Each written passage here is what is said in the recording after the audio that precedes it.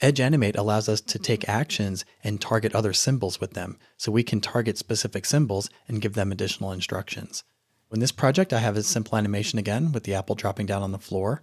But notice in the background, we can see the text on the chalkboard is also animating. And if I grab the timeline and continue to play this, you'll see that it animates to a second state. So the first part says an apple a day, and the second part says keeps the doctor away. Now, if we go into this animated symbol by double clicking it and go into isolation mode, we can see in here in the timeline for this particular symbol that the first part of the text fades up.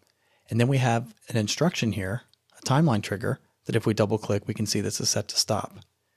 So when this plays in a browser, only the an apple a day text will play and the animation will stop. So what we're going to do in this lesson is use the rollover state for the apple to target this symbol and tell this symbol to play its timeline. And then when it continues to play, it's going to fade between the first set of text and the second set of text. So let's come out of the isolation mode for editing the symbol. We'll click on the stage.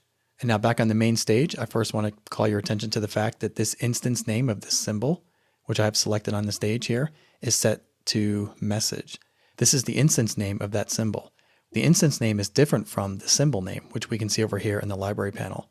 The name of the symbol is called chalkboard message, but the name of the instance is called message. Let's click on the apple. Let's right click. Let's come down to open actions for red apple. Now the event we want to put this on is going to be mouse over. Now over on the right hand side for the snippets, let's come down and choose get symbol. When we choose this, Edge Animate will write the appropriate JavaScript for us to be able to get the properties of a symbol. So right here we can see there's a variable name called mySymbolObject, and this equals symbol.getSymbol, and the string literal on the right hand side is looking for the instance name of the symbol we want to target. So let's type in message here. Once that's in place, let's hit a few returns. So now what we want to do is send a play instruction to that symbol that we just targeted. So let's come over here, let's double click and copy the symbol name. Let's hit paste and then type dot play, beginning and ending parenthesis, then a semicolon.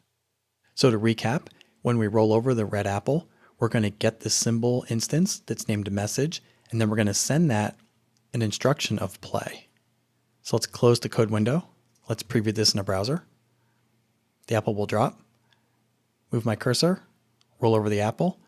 That will target the animated symbol for the text on the chalkboard, and we'll see the transition play from the first set of text to the second set of text.